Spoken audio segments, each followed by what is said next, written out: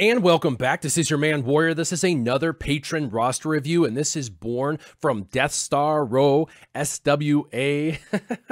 All right, Bourne. So Bourne doesn't need his arenas. He's getting first every day. He wants to know a little bit about possible Zetas he should be placing for the new raid, and then get maybe possible gaps in his collection, things that maybe he skipped over or missing, or maybe he should develop that he hasn't thought of. And then territory war teams on offense. So what we're going to do is we're going to kind of go into this, and we're going to go into territory wars first, and then we'll talk about raids second.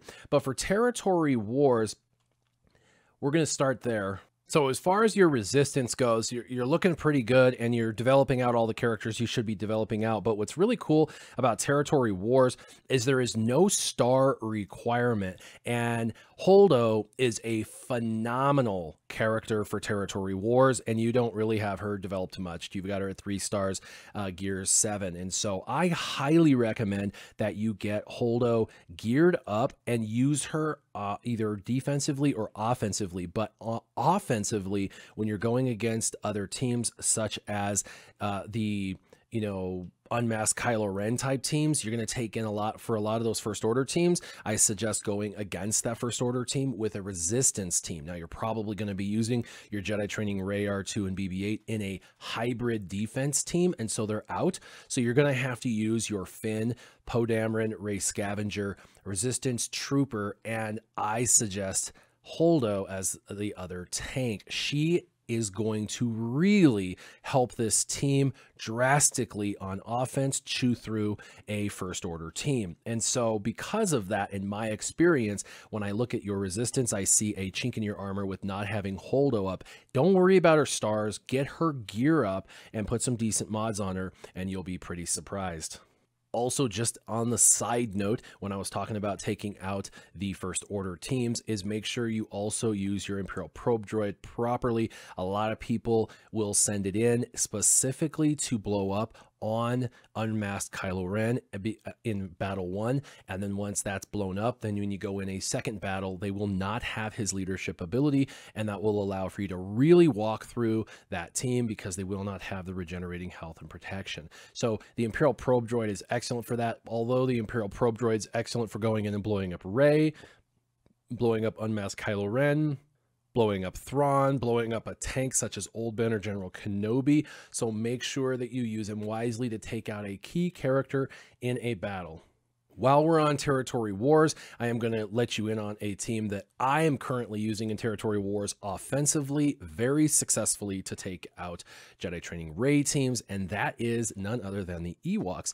I actually have a Zeta Chief Chirpa, that is not by accident, and I am using Ewok Elder, Logray, Wicket, and Poplu, those individuals. Now, they are all farmable except for Wicket, and Wicket is got through the event quite a bit. The event's coming back a couple times a month, and you can also get him through the crystals shipments. Now, you're a whale sometimes and a dolphin sometimes, so getting him to 7 stars shouldn't be a problem. Now, I will also side note, you want Wicket 7 stars ASAP because you'll earn a couple 2 to 4 extra Zetas every single month because you have a 7-star Wicket. That alone should be motivation. If you're going to spend a little bit on crystals, you're leaving a lot on the table by not getting an extra 2 to 4 extra Zetas every single month by simply having him 7 stars. So I would push to get a 7-star Wicket, but this team does not need any Zetas other than Chief Chirpa. So I would do the Chief Chirpa lead, and then I would focus on Logray, Wicket, Poplu, and Elder. Now, the highest you have is Tebow, and the good news is he's actually the alternate lead for this team if you're going against certain teams where you need the stealth mechanic. So if you are going to go and dismantle a Jedi training Rey team, you would use Chief Chirpa as the lead. If you're going to go dismantle a CLS lead, Rebels counter team, you would actually replace Chief Chirpa with Tebow, and surprisingly with the stealth mechanism, you can take them down pretty fast. Now, like the Phoenix, you want to really Omega all of the uniques. With the Ewoks, you really want to focus on Omega-ing their basics because their basics are similar to the Phoenix uniques. Of course, for Territory Wars defense, I had already suggested the First Order, and so you're going to want to continue to develop these characters out. The top row is really sufficient. Those are all great characters. I highly recommend finishing off the last 3 pieces of OG Kylo Ren, and then also focusing on Kylo Ren Unmasked. You got him 7-star gear 8. He's an excellent leader. Then you can also work on First Order Stormtrooper and First Order Officer. First Order Officer in a defensive team is actually phenomenal, because if the first people that go in do not kill your team, they will have primed this team up, and with First Order Officer in there primed up with turn meter, it's absolutely disgusting on defense. It's really, really difficult. If they mess up on their first battle, it's all over from there. You'll get 3 to 5 defenses easily. So Kylo Ren Unmasked, First Order Officer, and First Order Stormtrooper should definitely be in your favorites and being developed since you're more in-game. All right, now you probably weren't expecting me to go into Jedi, but I use Jedi in Territory Wars all the time. I used them just this morning to take a team out, an Emperor Palpatine led team out to be specific. And one of the reasons why is Qui-Gon Jinn and his leadership ability to give everybody foresight and extra offense and speed and things as such. Now, yours does not have its Zeta. So you're probably thinking, man, that's an old school Zeta that I never did, and why would I want to waste it? Well, it's because you have a really decent developed Jedi squad. You have a few, the whole top row is gear 9 or above, and those characters are individuals you could definitely bring in and utilize on a Jedi team. Now, looking at Jedi, there is one specifically down here I would highly recommend you bring in, aside from Jedi Knight Anakin, and that is Aayla Secura. Now, underneath her, underneath the Qui-Gon Jinn, she's going to have the foresight, so she'll be hard to hit, but she will counter and she stuns as long as you trick her out with a bunch of critical chance. It really only needs critical chance to get the stun, and so because of that, I highly recommend this become a side project and a Zeta go on your Qui-Gon Jinn. Now, you're probably wondering, which ones should I prioritize? Which ones should I do? I wouldn't start dropping Zeta on a specific character until that character is developed. So I've already suggested Holdo, and I've suggested Ewoks, and I've suggested, you know, First Order, Kylo Ren Unmasked, and this now Qui-Gon Jinn. Until a character is really ready to go, you know, 7-star gear 11 with maxed out abilities, I really wouldn't focus on their Zeta quite yet until you get the rest of the team up to par. Once the team you feel like is ready to go and is acceptable, then you can focus on them. Another character in here, aside from Aayla Secura, that you'd probably want on this team is actually I'm a Gun Die.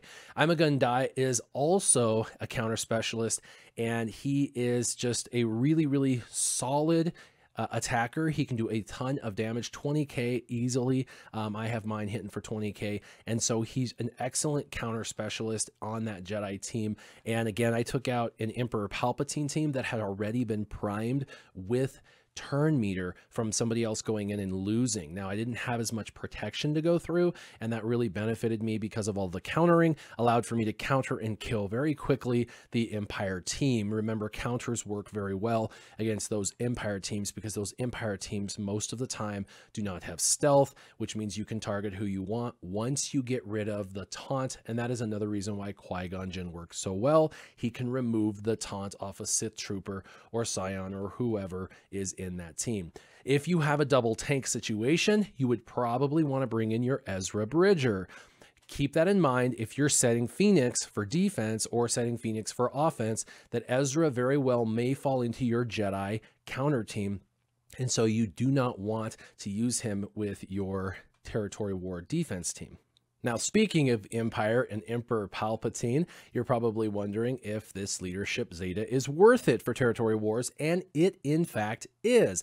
It is actually more important than his unique for sure if you're going to use him as a leader, and so this is another one of those, and it looks like of all the teams I've suggested Zeta's on so far, Emperor Palpatine's probably the furthest along and ready to rock and roll. So with that, this is the individual that I would probably start suggesting that you focus on as far as the next possible Zeta.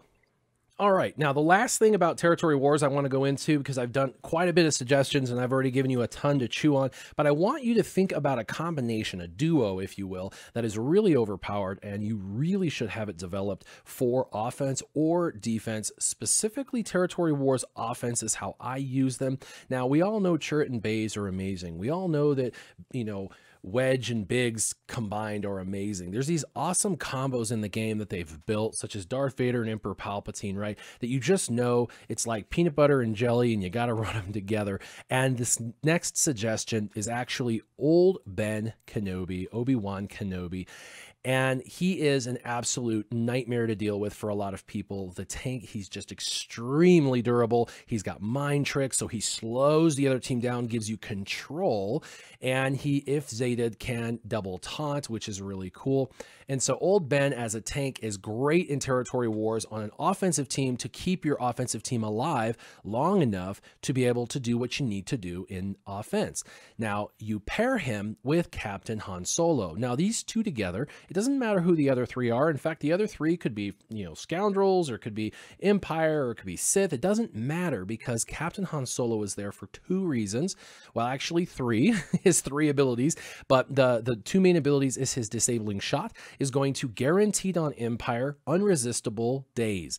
That is really powerful, especially in territory wars when you're trying to go in and control the battle and you don't want Emperor Palpatine or someone like that smashing you back. And so disabling shot is phenomenal to be able to apply daze to whoever you need when you're trying to control. Now, outside of Empire, he still does daze most of the time, as long as his potency is good, to everybody else. So even if they're non-Empire, he's going to be able to bring in the daze. Now, he can also heal back health and protection, provided their health is 100% after the heal.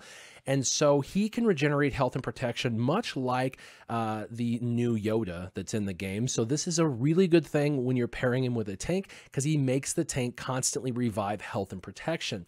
And also he has search and rescue.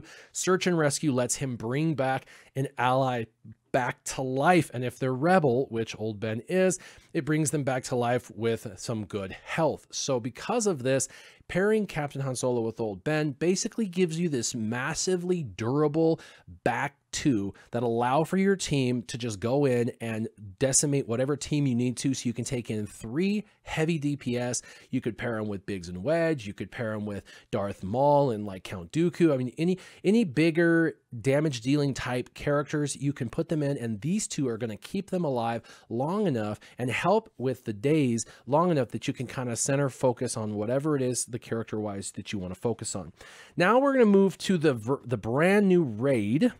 And you wanted to kind of know about characters in the new raid that you should start to focus on. And 2 of the characters you're going to focus on are going to be healers, one of which is Visas Marr. Now, Visas Marr does have a Zeta on Return to the Light. And so that is a Zeta I would highly recommend. Visas Marr is best paired whenever you're fighting Darth Nihilus, so you can keep your health pools maxed out. So phase 1 or the beginning of phase 4, Visas Marr is clutch. Also, Hermit Yoda is a phenomenal character in phase 1 or phase 4. So if you're going to farm Hermit Yoda, I know you already have your Wampa, you should be focused now on Hermit Yoda. Hermit Yoda and Visas Marr are going to really help you in phase 1 and phase 4. So you already wailed out on this character. You've got her 7 stars, gear 10. So I would finish off with all health mods like you're doing, get them maxed out, get her abilities maxed out. And yes, her Zeta is definitely worth it. It gives you a massive competitive edge over other people with it, that people that don't have it. So Visas Marr just becomes that much better with that. The other is going to be Barriss Offee. She is phenomenal in the raid, and she will help you also, especially in phase 1 and in phase 4. You really, really need a healer in those phases. Those are definitive needs. And so Barriss Offee with her Zeta as well. You said which Zetas would really help me in the new raid, and these are the ones that are going to help. So get her Swift Recovery Zeta. Now you have her at gear 8. You're going to have to take her up to gear 11 at a minimum. She's really got to be high end at the top of her game. Again, with her, you're going to want to put health mods on. You're going to want as much speed secondary on both of those characters, and Visas Marr is a little faster, but Barriss Offee really needs a huge health pool as well, and it is easier to get Barriss Offee's health higher than Visas Marr, and those 2 healers are going to be the absolute best 2 healers to bring in to either phase 1 or phase 4. Now, with both these characters, you'll want to Zeta them, and you'll also want to gear them. Now, Visas Mars at gear 10, your Barasafi's at gear 8, so you're getting there, but just make sure that you put them in your favorites and you focus on them. Now, let's move to phase 1. One of the phase 1 teams I had really good luck with, getting anywhere from a $500,000 to $1.5 million in phase 1, is a Sith-led team. Now, that's Darth Nihilus-led team, and you could bring in Visas Mar or Barasafi and do 4 Sith. You would want to use Darth Nihilus, probably want to use someone like Darth Sidious that naturally regenerates health, and then Count Dooku is absolutely awesome underneath Darth Nihilus. And so if you're talking about those characters, those are the ones that you might want to focus on. Sith Marauder, you did not whale out on. And so you cannot take Sith Marauder into this particular Sith team. You could do any 4 Sith with Darth Nihilus lead and then a healer, and that is going to really help you. Now, when Sith Marauder becomes farmable in another 2 to 3 months, you will want to finish his stars off and put him in. This is why he is extremely durable and does a ton of damage and already has a terribly high health steal. Well, underneath Darth Nihilus, it's going to get even better, which means that every time he hits, he's going to regenerate his health all the way back up to max. But for this team to really kick in and be maxed out, you want Lord of Hunger Zetaed, because it goes from the health steal of 100% to 150% health steal. And that stacks to their already original health steal for the particular character. So if a particular character has 10, 15, or 20% health steal, they now are going to have that 150% plus that, let's say 15%. And now they got 165% health steal. So when they do high damage, they just regenerate all of their health back to full. This is really impressive, especially when they're a high DPS unit underneath Darth Nihilus. And it really helps when you're going against Darth Nihilus, because Darth Nihilus hits straight to health. And of course, you're just regenerating that nonstop. Now, I suggested the 5th be a healer, and the reason is that sometimes that healer is a great target for when you have Darth Nihilus about to kill. So you save your heal, you wait until he's about to use his Annihilate, the opposing Darth Nihilus, and then you put the Unbreakable Will on your healer. And then when he goes and kills her, of course, it doesn't kill her because it's Unbreakable Will, takes her to 1 health. And then immediately after, when she gets her next turn, she uses her heal. And now she's back to normal. And you can do this over and over. So you're going to have to focus on trying to get that as much as possible and focus on your heal to be right after his Annihilate, because if he uses Annihilate and then you're able to use your heal, it doesn't matter actually who's using Unbreakable Will, you'll be able to heal them back up to normal immediately. And that Unbreakable Will is going to be there for a couple turns, and so it allows, it's 1 turn, but he's going to get hit multiple times in that 1 turn, and so as long as you use the heal the very next turn, you should be fine and not lose any of your characters. So the healer's not there because you need the healer for any other purpose other than making sure that after the opposing Nihilus does Annihilate, you can bring that character from 1 health back up to a full health or a much higher health to sustain the team for longer. I've seen teams getting anywhere in Heroic, getting anywhere from 500,000 to almost 2 million with this team. So this is definitely a Darth Nihilus Zeta lead would be a great addition. If you're going to go that route, most people are using resistance in phase 1, but you can use resistance in phase 2 as well. Resistance works very well in phase 2. Of course, when I'm talking about resistance, I'm talking about Jedi Training Rey, BB-8 R2-D2, and then of course, Resistance Trooper and Rey Scavenger are 2 great additions to this team, and the reason is they are going to do a ton of exposed damage. Now, I understand they're probably potentially talking about nerfing now the exposed mechanic, and that is frustrating, but you can't change off of what they think or what they might do. You've got to go off of what we know works, and even if there's a slight nerf to the exposed damage amount, this is still going to be one of the best teams in the entire game for phase 1 or phase 2, and so you want to make sure that you're continuing to use this team even if they do slightly less damage. In phase 3, I had pretty good luck with the Imperial Troopers. Again, you can get anywhere from 500,000 to 2 million in the heroic. It all depends on how maxed out they are, how fast they are, and how you strategically plan out the abilities within phase 3. Now, phase 3, the Imperial Troopers, your goal is going to be to topple by killing all 3 of the sabers and toppling her. And then the moment you topple her, you're going to want to do Death Troopers, Death Mark, and then you're going to want to, and you want to save Veers' AoE damage. And if you put in Thrawn in this team, you'll also be able to fracture, and that fracture will do damage 4 times. And so it's one of those things where between fracture and Death Mark and General Veers' AoE and all the high damage you're going to get with Snow Trooper and stuff, you can add up a ton of damage really quick because of Death Mark.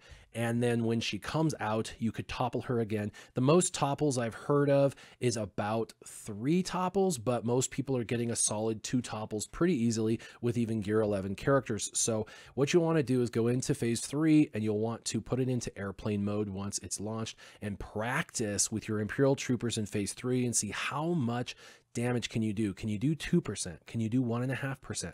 Can you do 0.5% and get it up to 1%? Like, practice and see what your team is capable of doing. Now, this raid really requires everybody working in unison in tandem to really maximize it out. I know a lot of people using Stormtrooper Han, and I'm not going to suggest that team. And the reason is that team is not going to exist by the time this video comes out. So we're not going to focus on teams that are being removed from the game as a possibility. We want to focus on teams we know are viable now and in the future. So Imperial Troopers are an excellent choice for phase 3.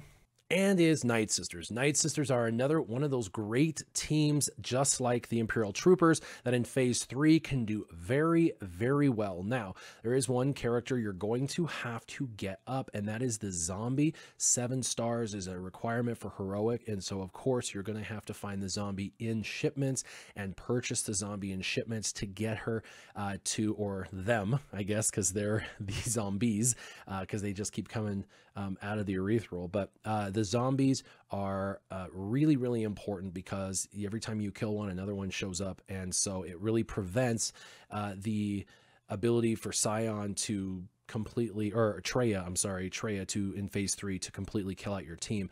You can put on the plague and you can do a ton of damage, and she's going to keep isolating and killing the zombie, and the zombie, it doesn't matter. As soon as zombie dies, the isolation goes away and zombies right back up. So because of that, Nightsisters work really well. You should be able to get, again, anywhere from 0.5% to 3% pretty easily in heroic, and you should be able to get somewhere between 500,000 upwards to about 2 million. I've seen people do more, but I'm talking heroic here, and I'm talking about realistic, what you think you can get. Of course, that team's going to consist of, if you have an Asajj Ventress lead, Zaytid, then Asajj Ventress, Mother Talzin, the Acolyte, Old Daka, and Zombie. Again, the only piece you're missing is Zombie at 7 stars. Now, the biggest question after that is, should I put the additional gear into Zombie? If you're continuing to use Zombie in your arena, then no. But if you're not using her in arena, then yes, you actually want to gear up your Zombie much higher than this, because in the new raid, the more durable Zombie allows you to get more damage over a longer period of time. So for the raid, it actually rewards you for having a gear 12 Zombie. If you're in arena, you're actually rewarded for having a lower tiered zombie. So it just depends. I'm pretty sure, you know, that you're not running Nightsisters right now. So, but you have in the past. And so that's one of those things you'll just have to make that determination on what you want to do there. All right, now in phase 4, you're going to want to save all the rest of your healers for phase 4, and you'll want healer teams. These are hybrid comps with healers in them, so that way you can try and keep them alive, the high DPS characters alive as long as possible, so that way you can do as much damage as possible. If you get 200 to 500,000 out of these, you know, leftover teams, then that is great, especially if you have a healer to keep them around long enough to do another couple 100,000. Keep in mind, characters like the IPD and Nihilus and stuff have Annihilate. They can do 100,000 damage right off the bat. Death Mark is key. Definitely want a Death Mark when someone's toppled, so that way you can, like in phase 3, so you can do a ton of additional damage. Now, you're going to throw the kitchen sink at phase 4 and heroic. You just, whatever team comps you have, try to set yourself up with a team that you think is going to do well. Try it out in airplane mode. Make sure that you're actually getting the damage you thought they were capable of doing. And then once you're pretty satisfied with where you're at damage wise, then go ahead and take it off of airplane mode and drop the damage. Otherwise, just reset your, just completely kill all apps, and once all the apps are killed, you can turn it off of airplane mode and relaunch the game, and it won't have documented anything. By the way, really awesome arena squad. This is a phenomenal team. Super fun. I know Rex is making a comeback in arena, as he always does when the meta changes, but with Darth Nihilus, Wampa, Mother Talzin, and then a tank. A lot of people are using General Kenobi, but Scion works in any team. A lot of people don't realize that, but Scion actually doesn't necessarily have to be on a Sith team. Nothing requires Sith. He has just a pain mechanic that he applies, and it gives him that weird taunt, kind of like a General Kenobi taunt, where it's constantly disrupting, and that is on him. Plus he revives and comes back to life. Another variant of this I've seen that's a little more durable on defense is going to be a Boba Fett lead. Now, I know that Boba Fett doesn't give you all the insane turn meter, so if you're going Boba Fett lead, you actually kind of have to get a little higher on your speeds for mods.